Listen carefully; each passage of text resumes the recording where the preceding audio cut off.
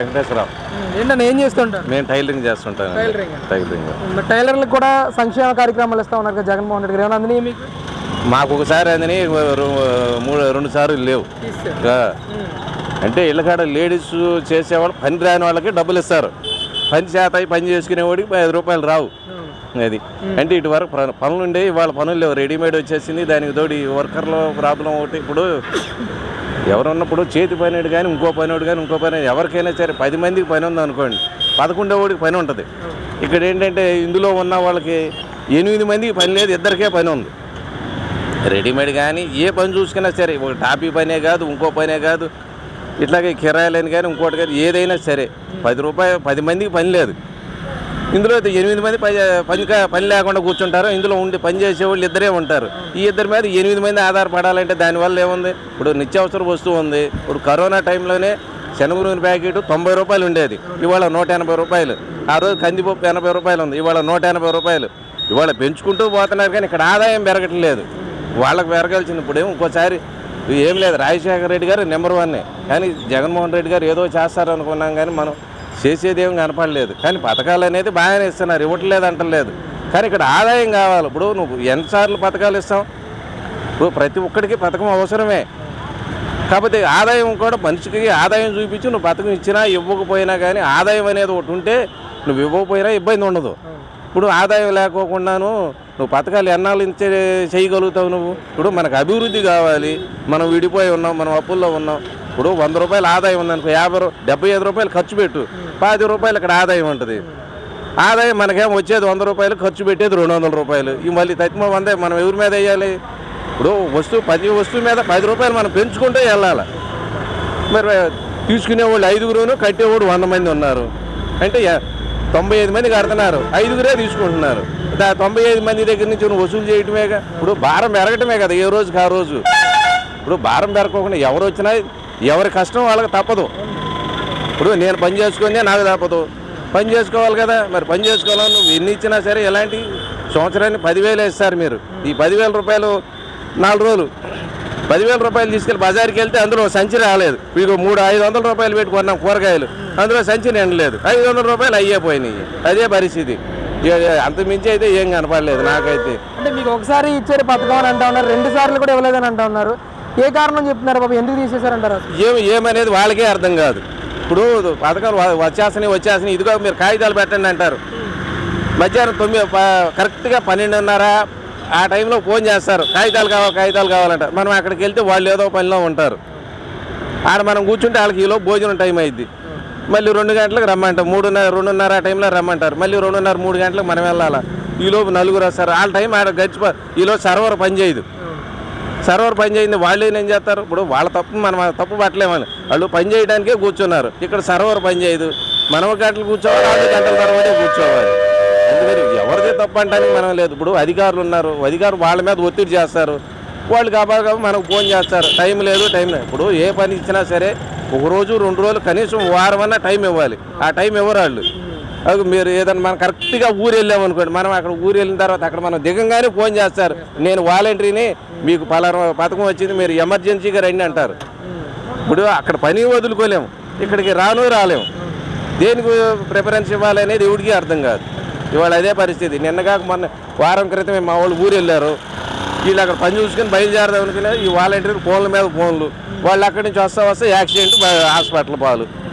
అది వీళ్ళు చేసే పనులు ఇలానే ఉంటాయి. వాళ్ళు ఏదో మంచి చేద్దాం అనుకుంటారు, ఈలోపు వాళ్ళు అక్కడ బయలుదేరే టైంకి ఏదో అర్జెంటుగా రావాలి. ఇక్కడేం టైం లేదు, 4 గంటల వరకే ఆఫీస్ ఉంటుంది, 4 తర్వాత పని చేయమంటారు. మరి మనకి 2వ అవకాశం కూడా అడుగుతున్నారు జగన్మోహన్ రెడ్డి గారు, ఇస్తే ఎలా ఉంటుంది? 2వ అవకాశం ఇస్తే మనం ఏమీ లేదు. ఇప్పటికీ ఆల్రెడీ బీహార్ పరిస్థితిలో ఉన్నాము. ఇప్పుడు ఇండియాలోనే నెంబర్ 1 పరిస్థితిలో మన ఆంధ్రప్రదేశ్ ఉంటుంది. ఏది తనువు వచ్చే దాంట్లో నెంబర్ 1 ఉంటుంది, ఆదాయంలోనేమో 0లో ఉంటాం. అది అంత మించి అయితే మనకేం కనపడలేదు. నాకైతే అదే కనపడింది. రాజకీయాలు చూస్తూ ఉంటే ఏమనిపిస్తుంది? ఏపీ రాజకీయాలు, మన ఏపీ రాజకీయం అంటే ప్రపంచ దేశాల్లోనే మనం ఆంధ్రప్రదేశ్ అంటేనే నెంబర్ 1 స్థానంలో ఉన్నాం మనం. ఇంకంతకన్నా ఇంకేముంటుంది? ఇప్పుడు ఆంధ్రప్రదేశ్లో నెంబర్ 1 రాజకీయం అంటారు ఎవరు చూసినా కానీ.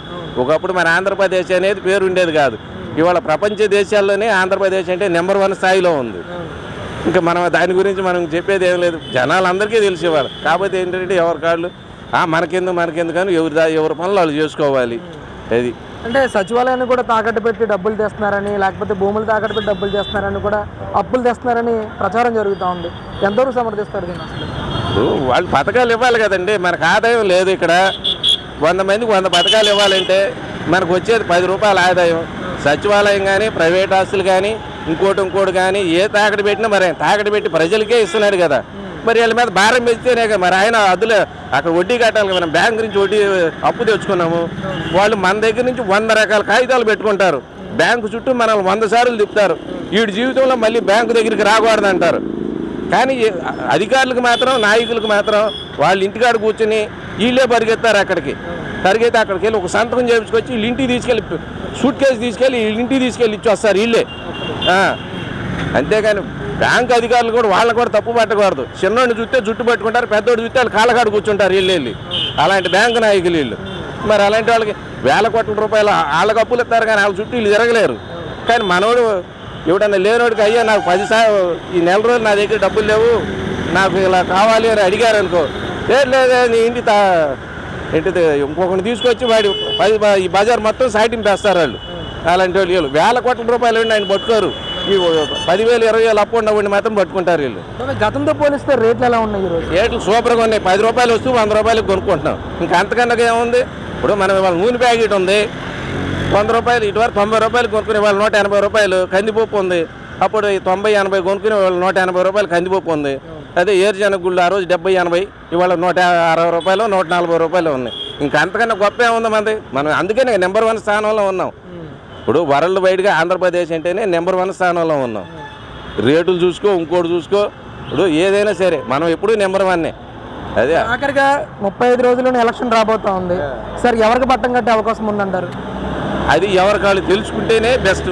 ఇప్పుడు మన 3 రాజధానులు అన్నారు. లేదు నిన్నగాక మొన్నే చెప్పారు నేను వైజాగ్లోనే ఉంటాను, పలాంటి రోజు సీఎం రుచికొండ మీదే నేను ప్రమాణ స్వీకారం అన్నారు.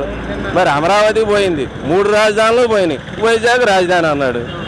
ఏది నమ్మాలా? ఆయనకే క్లారిటీ కనపడతలేదు. మరి ప్రజలు ఏం ఆలోచిస్తారో తెలియదు. వాళ్ళు ఆలోచించి మనం బాగుపడాలా, రేపు మన పిల్లల భవిష్యత్తు బాగుండాలంటే ఇంకో పార్టీకి మనం వేసుకోవాలి.